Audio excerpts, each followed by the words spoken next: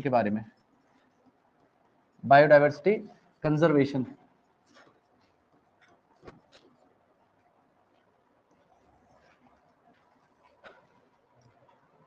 और मैंने आपको बताया था दो तरह की कंजर्वेशन स्ट्रेटेजी थी, एक को नाम दिया था मैंने in situ conservation, in situ conservation, और दूसरे को मैंने कहा था ex situ conservation, ex situ conservation. देखिए इन सीटू कंजर्वेशन में बेसिकली मैंने आपको बताया था इसे ऑन साइट कंजर्वेशन कहा गया था, जिसमें हम उस एनिमल को या प्लांट को उसी के नेचुरल हैबिटेट में प्रोटेक्ट करेंगे। और एक्स-सीटू कंजर्वेशन को मैंने कहा था ऑफ साइट कंजर्वेशन, जिसमें हम उस प्लांट या एनिमल को ह्यूमन कैप्टिविटी के अंदर प्रोटेक्ट करने का काम करेंगे। इन सीटू कंजर्वेशन के अंदर आपको एग्जांपल्स बताए गए थे। सबसे पहला एग्जांपल आपको जो बताया गया था वो बताया गया था आपको बायोस्फीयर रिजर्व, बायोस्फीयर रिजर्व। उसके अलावा एक बताया था आपको मैंने सेक्रेड ग्रुव्स एंड सेक्रेड लेक्स। फिर बताया था मैंने इसमें नेशनल पार्क, नेशनल पार्क के अलावा wild life sanctuaries, wild life sanctuaries. उसके अलावा एक मैंने आपको बताया था ये बायोलॉजिकल हॉटस्पॉट्स, बायोलॉजिकल हॉटस्पॉट्स। ये सारी बातें मैंने आपको कल बताई थी। मैंने सबसे पहले सेक्रेड ग्रुप्स में बताया था कि जो भी प्लेस ऑफ वर्शिप है उस प्लेस ऑफ वर्शिप के आसपास जो हमें छोटा सा फॉरेस्ट मिले या ग्रुप्स मिले उन्हीं को सेक्रेड ग्रुप्स कहा जाता है। और इन सेक्रेड ग्रुप्स में एग्जांपल मैंने आपको बताए थे अरावली हिल्स इन राजस्थान, उसके अलावा खासी एंड जैंतिया हिल मेघालय, खासी एंड जैंतिया हिल मेघालय। उसके अलावा western Ghat region, western Ghats in Maharashtra and Karnataka.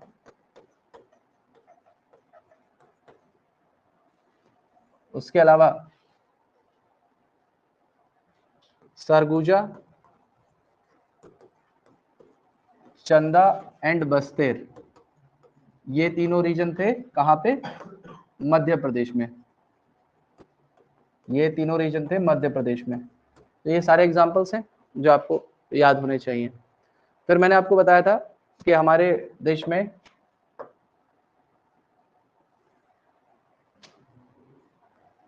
लगभग 448 वाइल्ड लाइफ सेंचुरीज हैं, 90 नेशनल पार्क हैं और 14 बायोस्फीयर रिजर्व हैं। वर्ल्ड में टोटल 425 बायोस्फीयर रिजर्व है बेटा, पूरे वर्ल्ड में 425 बायोस्फीयर रिजर्व है, जिसमें से 14 बायोस्फीयर रिजर्व इंडिया के अंदर मौजूद है। फिर मैंने आपको बताया था कि बायोस्फीयर रिजर्व वो जगह होती है जहां पे हम लोग क्या करते हैं, ट्राइबल कम्युनिटीज की मदद से उस फॉरेस्ट को या उस हैबिटेट को प्रोटेक्ट करने का काम करते हैं।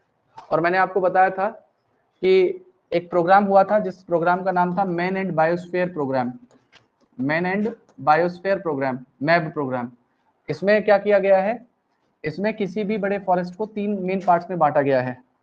सबसे अंदर वाले रीजन को हम लोग कोर जोन कहेंगे। Core zone legally protected area है जो केवल वाइल्ड लाइफ कंजर्वेशन के लिए है, जहाँ पे केवल एनिमल्स और प्लांट्स को प्रोटेक्ट करने का काम किया जाएगा। दूसरे नंबर पे मैंने आपको नाम दिया था, क्या दिया था, बफर जोन। बफर जोन के अंदर रिसर्च और एजुकेशनल एक्टिविटीज की जा सकती है। और सबसे बाहर वाले जोन को नाम दिया था मैंने ट्रांजिशन जोन। ट्रांजिशन जोन के अंदर वो ट्राइबल कम्युनिटीज रहेंगी, फॉरेस्ट्री करेंगी, फिशरी करेंगी, एग्रीकल्चर कर सकती है, वो सारे काम ट्रांजिशन जोन के अंदर हो सकते हैं। तो core zone legally protected area है, यहाँ पे किसी को नहीं जाना जाएगा। रिसर्च और एजुकेशनल एक्टिविटीज यहाँ पे हो सकती हैं और यहाँ पे पूरी ट्राइबल कम्युनिटीज अपने हट्स बना के और अपनी जो भी उनको एक्टिविटीज करनी है वो ट्रांजिशन जोन में करेंगे। उसके अलावा मैंने आपको बताया था नेशनल पार्क के बारे में। तो नेशनल पार्क टोटल हमारे देश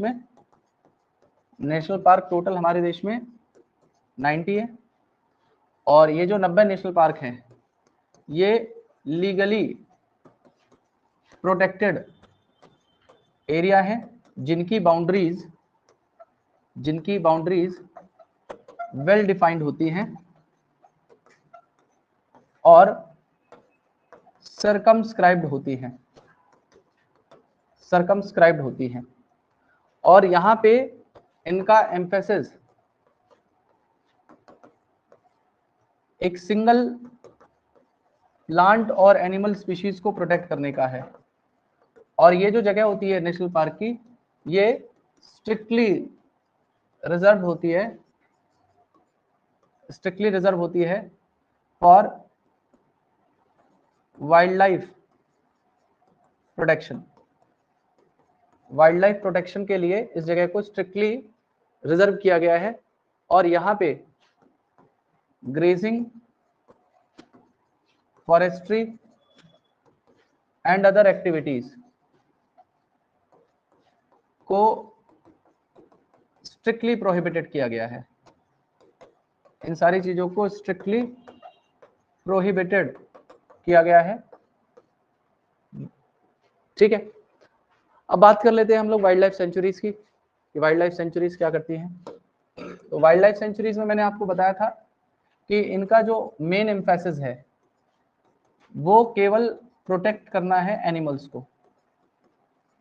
ये केवल एम्फेसाइज करते हैं एनिमल्स को प्रोटेक्ट करने के लिए। और यहाँ पे activities like forestry, grazing and collection of minor forest product are allowed. लेकिन इन चीजों को अलाउ किया गया तब तक जब तक वो वहां पे किसी भी तरीके का हार्म ना करें। और यहाँ पे कंट्रोल्ड बायोटिक इंटरफेरेंस जैसे कि टूरिस्ट एक्टिविटी को अलाउ किया गया है। ठीक है, लेकिन ये सारी चीजें तब तक अलाउड हैं जब तक वो उस हैबिटेट को या उस एनवायरनमेंट को हार्म या डैमेज नहीं कर रहा। क्लियर है मेरी बात सभी को? चलिए, अब बायोलॉजिकल हॉटस्पॉट्स मैंने आपको बताए थे कि बायोलॉजिकल हॉटस्पॉट्स वो जगह है जहां पे हाई डिग्री ऑफ एंडेमिज्म होती हो, मतलब बहुत सारी ऐसी स्पीशीज इस जगह पे मिलती हो जो वर्ल्ड के किसी अदर रीजन में नहीं मिल पाती, तो उसे कह रहे हैं हाई डिग्री ऑफ एंडेमिज्म। और उसके अलावा बहुत सारे ऐसे थ्रेटेंड और रेयर प्लांट भी यहाँ पे मिलेंगे। साथ में ये बायोडाइवर्सिटी में बहुत ज़्यादा रिच रीजन होते हैं। ये बायोडाइवर्सिटी रिचनेस यहाँ पे बहुत ज़्यादा होती है, बायोडाइवर्सिटी रिचनेस बहुत ज़्यादा होती है। और पूरे के पूरे वर्ल्ड में टोटल 34 हॉट स्पॉट्स हैं, जिन 34 हॉट स्पॉट्स में से 3 हॉट स्पॉट्स इंडिया के अंदर हैं। 3 hot spots are present in India. और उन 3 हॉट स्पॉट्स का नाम है, सबसे पहला, जो भी बड़बड़ा रहा है बड़बड़ाना बंद कर दो, ठीक है। इन 3 हॉट स्पॉट्स का नाम है, सबसे पहला मैंने आपको बताया इंडो बर्मा, दूसरा है वेस्टर्न घाट्स एंड श्रीलंका,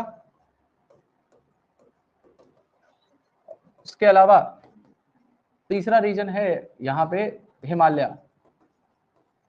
ये 3 हॉटस्पॉट वाले रीजन हैं।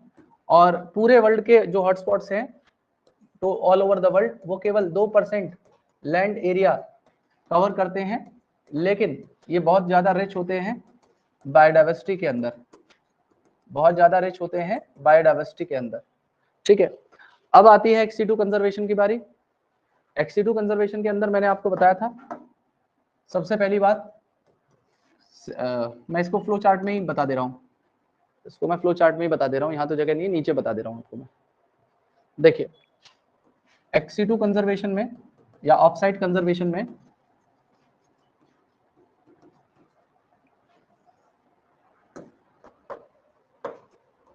सबसे पहले मैंने बताया था आपको सेक्रेड प्लांट होम गार्डन, मतलब हम अपने अपने घरों में जो प्लांट के स्पेसिमेंस को पूजते हैं या उनकी पूजा करते हैं, वो सारे के सारे थ्रेटेंड प्लांट्स हैं जिन्हें हम लोग प्रोटेक्ट करने का काम कर रहे हैं। उसके अलावा दूसरे नंबर पे मैंने आपको बताया था सीड बैंक। तो सीड बैंक में मैंने आपको एक बात बताई थी जब कभी हम लोग ने sexual reproduction in flowering plants पढ़ा था कि सीड का एक वेरिएबल डोरमेंसी का पीरियड होता है, और जब भी उसको सुटेबल कंडीशन मिलती है उस रेस्टिंग स्टेज से या डोरमेंसी वाली स्टेज से बाहर आता है। तो क्या कर सकते हैं हम लोग, इन सीड्स को स्मॉल पैकेट्स बना के, इनके स्मॉल पैकेट्स बना के इनको प्रोटेक्ट कर सकते हैं। किस तरीके से? आपको लगता है कि कोई भी प्लांट जो थ्रेटेंड कैटेगरी में है या काफी ज्यादा थ्रेटेंड है, आप उस प्लांट के क्या करिए, पहले तो स्मॉल पैकेट्स बनाइए और उन पैकेट्स को आप प्रिजर्व करके रख लीजिए, ताकि इन फ्यूचर अगर ये थ्रेटेंड प्लांट एक्सटिंक्ट हो जाए तो आपके पास में उसके सीड हैं जिससे आप उसकी स्पीशीज को वापस रिवाइव कर सके। ठीक है।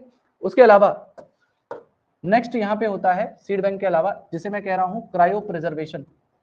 क्रायो प्रिजर्वेशन में हम लोग क्या करेंगे, क्रायो प्रिजर्वेशन में हम किसी भी प्लांट के जो वेजिटेटिव पार्ट होगा, किसी भी प्लांट के वेजिटेटिव पार्ट को, जैसे उसके स्टेम, रूट या लीव्स, इन सारी चीजों को हम क्रायो प्रिजर्व करेंगे -196 डिग्री सेल्सियस पे इनसाइड लिक्विड नाइट्रोजन।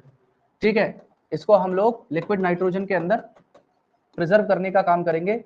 और उसके बाद में अगर हमें इन प्लांट्स को फिर से रिवाइव करना है तो उस प्लांट के वेजिटेटिव पार्ट को, किसी भी पार्ट को से एक्सप्लांट लेके बहुत सारे हम माइक्रो प्रोपोगेशन कर सकते हैं, हम माइक्रो प्रोपोगेशन कर सकते हैं। और माइक्रो प्रोपोगेशन करके ये एक प्लांट टिश्यू कल्चर की टेक्निक है, उस प्लांट टिश्यू कल्चर की टेक्निक की मदद से हम बहुत सारे थाउजेंड्स ऑफ प्लांटलेट्स उस स्पीशीज के तैयार कर पाएंगे, और उस तरीके से हम लोग उस प्लांट स्पीशीज को एक्सटिंक्ट होने से बचा सकते हैं। उसके अलावा एक होता है जिसे हम लोग कहते हैं zoological park. Zoological park total India में लगभग 275 है, और यहाँ पे क्या किया जाता है, अलग अलग एनिमल्स को कैप्टिविटी में रखा जाता है और वहीं पे उन्हें कंट्रोल एनवायरनमेंट दिया जाएगा। उसके अलावा जैसे जूलॉजिकल पार्क के अंदर हम लोग एनिमल्स को कैप्टिविटी में रखते हैं, कंट्रोल एनवायरनमेंट प्रोवाइड करते हैं, इसी तरीके से बोटेनिकल गार्डन के अंदर हम लोग अलग अलग प्लांट्स या फ्लावरिंग प्लांट्स या जो फ्रूट वाले प्लांट्स हैं उन सबको ग्रो करते हैं, और ये एक तरीके का काम एनवायरनमेंट प्रोवाइड करता है। तो जो भी नेचर इंथुजियास्ट हैं या जो भी बॉटनी या उस ब्रांच से स्टडी करने वाले लोग हैं, वो इस जगह पे जाके अपनी एजुकेशनल एक्टिविटीज को कर सकते हैं या रिसर्च के काम को कर सकते हैं। अब ये सारी की सारी बातें तो हो गई हमारी। अब इसमें जो छोटी छोटी बातें रह गई थी, मैंने आपको बताया था 2 पॉइंट रह गए थे हमारे। एक तो रह गया था इंपॉर्टेंस ऑफ बायोडाइवर्सिटी में, इंपॉर्टेंस ऑफ बायोडाइवर्सिटी के अंदर एक पर्सन थे जिनका नाम था पॉल इलहिर्च।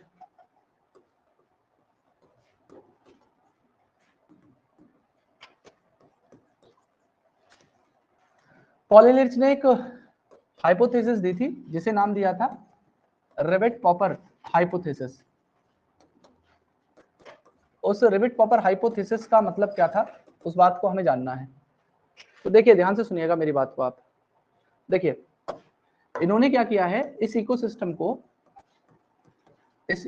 को एक एरोप्लेन से कंपेयर किया है, और उस इकोसिस्टम के अंदर जो हर एक स्पीशीज है, उन सारी स्पीशीज को इस एरोप्लेन के रिवेट्स कंसिडर किया गया है। रिवेट्स का मतलब है वो नट बोल्ट्स जिससे अलग अलग पार्ट्स को एक साथ असेंबल किया जाता है, उन्हें रिवेट्स कह रहे हैं, ठीक है। और उसके अलावा जो की स्पीशीज होती हैं, जो की स्पीशीज होती हैं, उनकी स्पीशीज को यहाँ पे कुछ इंपॉर्टेंट रिवेट्स के तौर पे कंसिडर किया है, जो उसके विंग्स को जोड़ने का काम कर रहे हैं।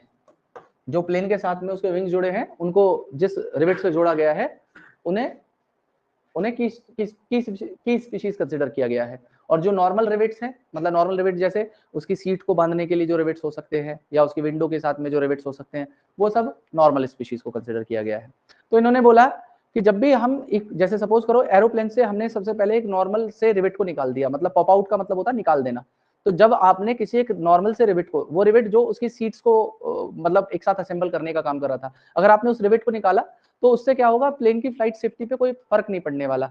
तो इसी तरीके से हमारी जो इकोसिस्टम में स्पीशीज है, एक आध स्पीशीज अगर शुरुआत में खत्म हो जाती है तो उससे कोई ज्यादा बड़ा फर्क नहीं पड़ेगा।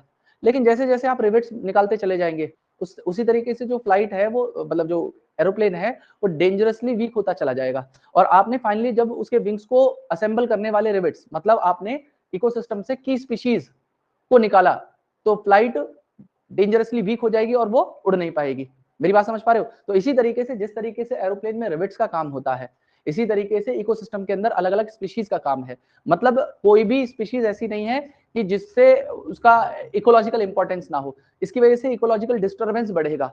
मेरी बात क्लियर हो रही है सभी को? तो ये इन्होंने कहना चाहा है, मैं फिर से रिपीट कर रहा हूँ, इकोसिस्टम को एरोप्लेन से कंपेयर किया है, किसी भी स्पीशीज को रिवेट से कंपेयर किया, की स्पीशीज को रिवेट से कंपेयर किया, जो उसके विंग्स को उस प्लेन के साथ में जोड़ने का काम करते हैं। वो ये कह रहे हैं कि अगर जैसे आपने एरोप्लेन से एक रिवेट निकाला, मतलब आपने इकोसिस्टम से एक स्पीशीज को निकाल दिया, अब वो जो रिवेट था वो उसके विंडो या उसके जो वो होती है सीट होती है, उसको वो बांधने के लिए था। मतलब आपने किसी नॉर्मल XYZ स्पीशीज को खत्म कर दिया, तो उससे क्या हुआ कि इकोसिस्टम के ऊपर कोई ज्यादा बड़ा फर्क नहीं पड़ा, ना प्लेन की फ्लाइट सेफ्टी पे कोई फर्क पड़ा। लेकिन जैसे जैसे आप एक एक करके रिवेट्स को निकालते चले जाओगे, और आपने कुछ ऐसे इंपॉर्टेंट रिवेट को निकाल दिया जो उस इकोसिस्टम में की स्पीशीज थे, तो क्या होगा, जैसे एरोप्लेन की सेफ्टी जो है वहां पे इंश्योर नहीं हो पाएगी, उसी तरीके से इकोसिस्टम के अंदर जो बैलेंस है वो खत्म हो जाएगा। जिस तरीके से वहां पे फ्लाइट क्रैश कर जाएगी, उस तरीके से इकोसिस्टम के अंदर भी जो स्टेबिलिटी है वो नहीं बन पाएगी। यही है रिवेट पॉपर हाइपोथेसिस जो आपको समझाना चाहते हैं। और एक इसी के अंदर एक डेविड टेलमैन थे, उन्होंने भी एक बात बताई थी। इन्होंने क्या बताया था? इन्होंने बताया था कि वो प्लॉट का मतलब है कि वो जगह है, वो फॉरेस्ट, जहां पे स्पीशीज बायोडाइवर्सिटी बहुत ज्यादा रिच होती है, वहां पे एक तो लेस वेरिएशन होते हैं ईयर टू ईयर प्रोडक्टिविटी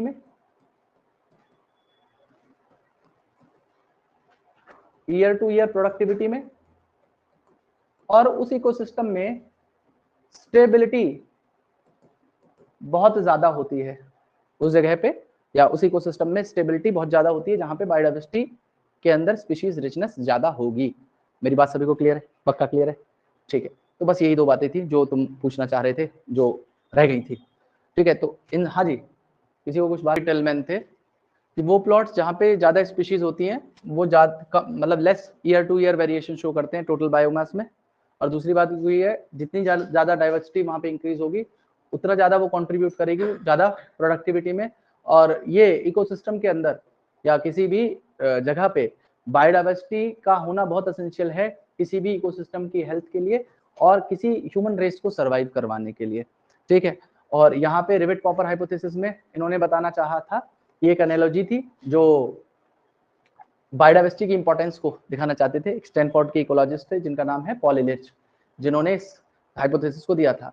तो इन्होंने बताया था कि एक एरोप्लेन को इकोसिस्टम कंसीडर किया है, और जितने भी हिस्से हैं उस एरोप्लेन के, उनको ज्वाइन करने के लिए बहुत सारे रिवेट्स हैं, रिवेट्स को स्पीशीज से कंपेयर कर लिया गया है। फिर उन्होंने बोला है कि अगर कोई पैसेंजर पॉप करता है एक रिवेट को, मतलब वहां पे एक्सटिंक्ट करता है किसी एक स्पीशीज को, तो वो ज्यादा फ्लाइट की सेफ्टी को अफेक्ट नहीं करेगा। मतलब फ्लाइट की सेफ्टी का मतलब है फंक्शनिंग ऑफ इकोसिस्टम को अफेक्ट नहीं करेगा। लेकिन जैसे जैसे मोर एंड मोर रिवेट्स को हम निकालते चले जाएंगे, प्लेन डेंजरसली वीक होता हुआ चला जाएगा। फिर जैसे ही हमने उन रिवेट्स को निकाला, मतलब जो उसके विंग्स को जोड़ने का काम कर रहे थे, मतलब हमने उनकी स्पीशीज को वहां से हटाया जो इकोसिस्टम में मेजर रोल प्ले कर रहे थे, तो वो बहुत ज्यादा डेंजरस होगा फ्लाइट की सेफ्टी के अंदर लिए।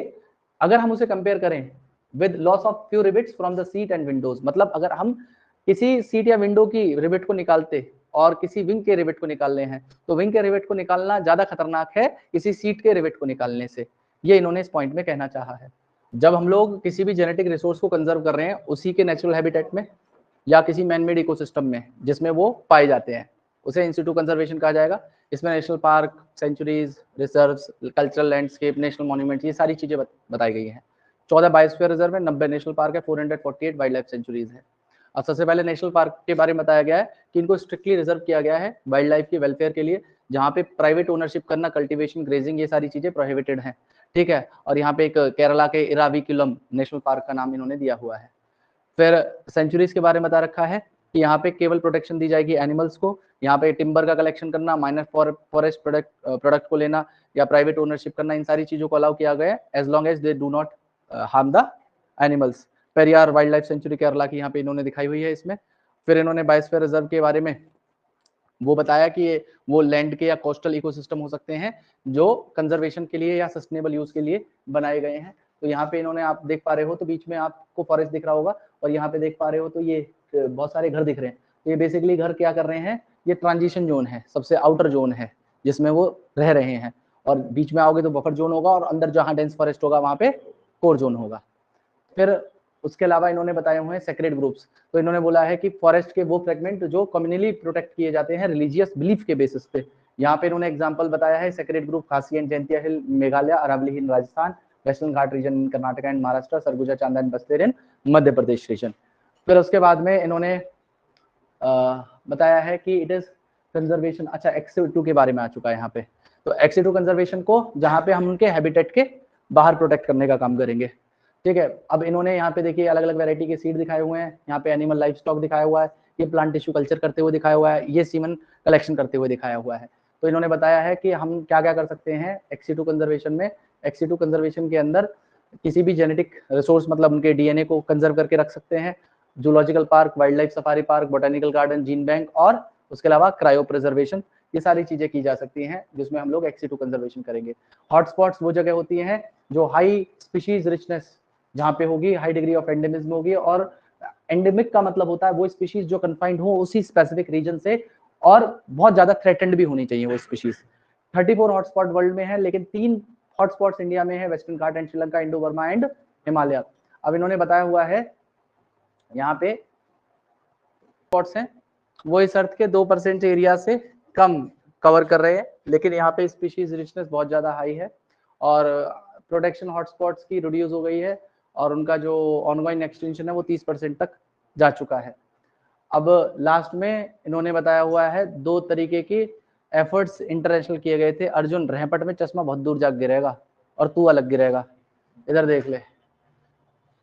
इंटरनेशनल एफर्ट 2 किए गए थे। सबसे पहली अर्थ समिट की गई थी जो रियो डी जेनेरो ईयर 1992 में की गई थी। इसमें इनके 3 मेन गोल्स थे जिसके लिए किया गया था। हालांकि ये सब बेमतलब की बातें, ठीक है। जाते हैं लोग, एफर्ट क्या एफर्ट, कुछ नहीं है। वहां जाते हैं, नाश्ता वास्ता मारते हैं, 5 सितारा होटल में रहते हैं, घूम के वापस आ जाते हैं। उसके बाद में क्या एफर्ट करते हैं लोग, कुछ क्या इन्होंने कौन सा देश में आके ट्रांजिशन कर दिया। सोचो 1992 32 साल हो गए इस बात को हुए, 32 साल से ऊपर इनफैक्ट। तो लेकिन अभी तक कुछ इन्होंने उल्टा जो है हैबिटेट लॉस ज्यादा हो चुका है, उल्टा डिफॉरेस्टेशन और ज्यादा रेट पे बढ़ गया है। तो इन्होंने बोला कि हम लोग, इन्होंने मेन ऑब्जेक्टिव रखे थे कि हम हैबिटेट को प्रोटेक्ट करेंगे, मतलब बायोडाइवर्सिटी को बचाने का काम करेंगे। उसके अलावा बायोडाइवर्सिटी का सस्टेनेबल यूज करेंगे ताकि आगे आने वाली जनरेशन इस बायोडाइवर्सिटी को यूज कर सके। और उसके अलावा हम उन बेनिफिट्स को भी शेयर करेंगे जो जेनेटिक रिसोर्सेज से आएंगे।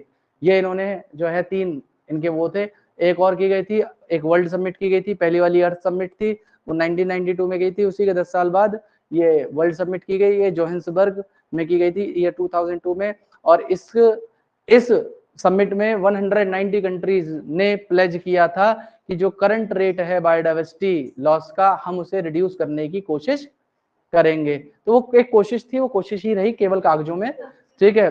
तो ये देखा लिखा हुआ है, the world summit on sustainable development held in year 2002 in Johannesburg, south Africa, 190 countries pledge to reduce the current rate of biodiversity loss. तो बस इन्होंने प्लेज किया है, बाकी वो प्लेज पता नहीं कब इंप्लीमेंट होगा, उसका इंतजार करना। अब हम लोग को करना